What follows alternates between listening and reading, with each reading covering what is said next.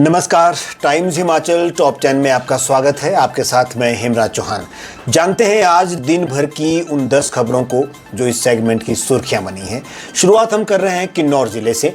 किन्नौर जिले में पिछली रात एक भयावह घटना में भावानगर के समीप कांचरंग नाले में बादल फटने से अचानक से बाढ़ आ गई। इस विनाशकारी बाढ़ ने क्षेत्र में भारी तबाही मचाई है, जिससे एक पैदल पुल और कई पेयजल लाइनें क्षतिग्रस्त हो गई है।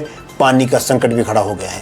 जल शक्ति विभाग का एक पेयजल भंडारण टैंक भी बाढ़ की चपेट में आकर आंशिक रूप से क्षतिग्रस्त हो गया है। अभी तो बारिशें शुरू भी नहीं हुई है, यानी अभी मानसून हिमाचल में आया भी नहीं है, लेकिन इससे पहले ही इस तरह की स्थितियां देखने को मिल रही है। उधर हिमाचल प्रदेश सरकार ने चिकित्सा क्षेत्र और स्वास्थ्य सेवाओं को मजबूत करने के लिए सरकारी मेडिकल कॉलेजों में 75 सहायक प्रोफेसरों के नए पद निकाल करके एक शुरुआत की है और ये पद टांडा, नेरचौक, चंबा, हमीरपुर, नाहन और हमीरपुर मेडिकल कॉलेजों में भरे जा रहे हैं।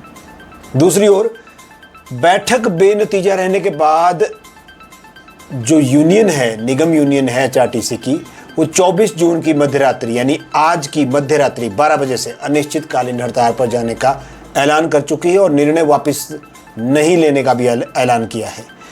हड़ताल में ऐलान के बीच हिमाचल सरकार ने प्रदेश में 6 महीने के लिए एमसा लागू कर कर्मचारियों की छुट्टियां रद्द कर दी गई हैं।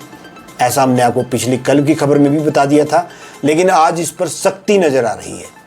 हालांकि कर्मचारी अपने फैसले पर अडिग है और उधर राज्य सरकार ने बस सेवाओं के सुचारू संचालन के लिए बुधवार से 656 अस्थायी चालकों की भर्ती की जो प्रक्रिया है वो भी शुरू कर दी है।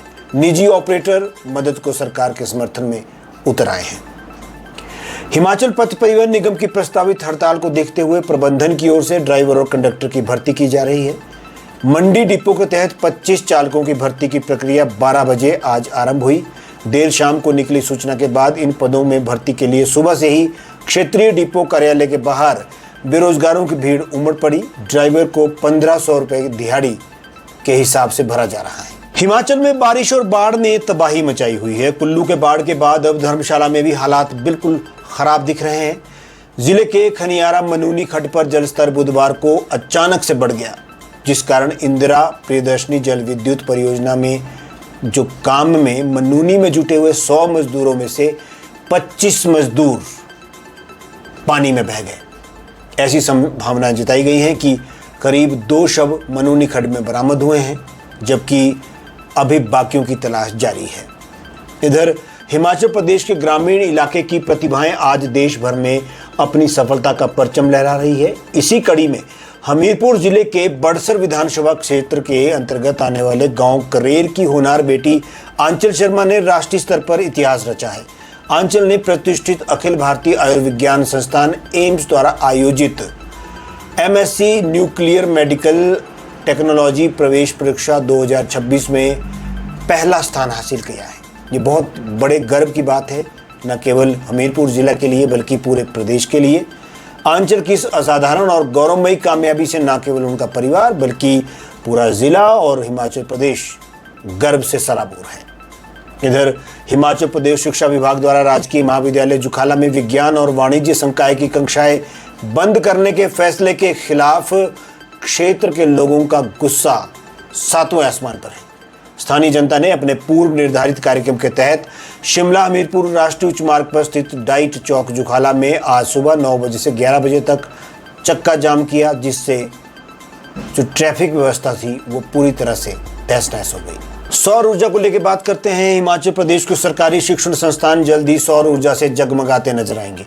प्रदेश सरकार ने बिजली पर होने वाले भारी खर्च को कम करके और स्वच्छ ऊर्जा को बढ़ावा देने के उद्देश्य से राज्य के स्कूलों, महाविद्यालयों और अन्य शैक्षणिक संस्थानों में रूफटॉप सोलर संयंत्र स्थापित करने का निर्णय लिया है और ये पहल केंद्र सरकार की प्रधानमंत्री सूर्य घर विद्युत बिजली योजना के तहत की जाएगी, जिसमें शिक्षण संस्थानों की ऊर्जा जरूरतें काफ़ी हद तक सौर ऊर्जा से ही पूरी करने का लक्ष्य रखा गया है।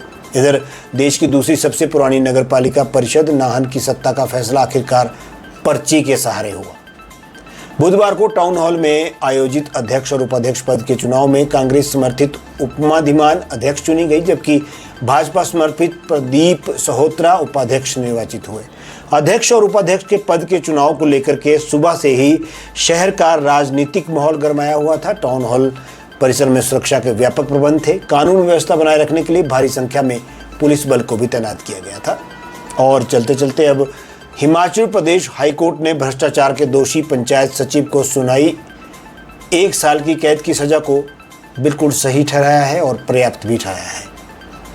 कोर्ट ने कहा कि भ्रष्टाचार समाज के ताने बाने को नुकसान पहुंचा रहा है, इसलिए दोषी की सजा सही है। न्यायाधीश राकेश कैंथला ने प्रार्थी बलराम कुमार की अपील को खारिज करते हुए कहा कि अभियोजन पक्ष दंडनीय अपराधों के लिए मामलों को बिना किसी उचित संदेह के साबित करने में सफल रहा है। टाइम्स हिमाचल के टॉप 10 सेगमेंट में आज बस इतना ही। कल नई जानकारियों के साथ फिर से हाजिर होंगे। अब अनुमति दीजिए। आप हमें YouTube के साथ साथ Facebook और Instagram पर भी फॉलो कर सकते हैं। साथ ही www.timeshimachal.com वेबसाइट पर जाकर के आप लॉगिन करें और आप हमारी वहाँ खबरों को देख सकते हैं, सुन सकते हैं, पढ़ सकते हैं। नमस्कार।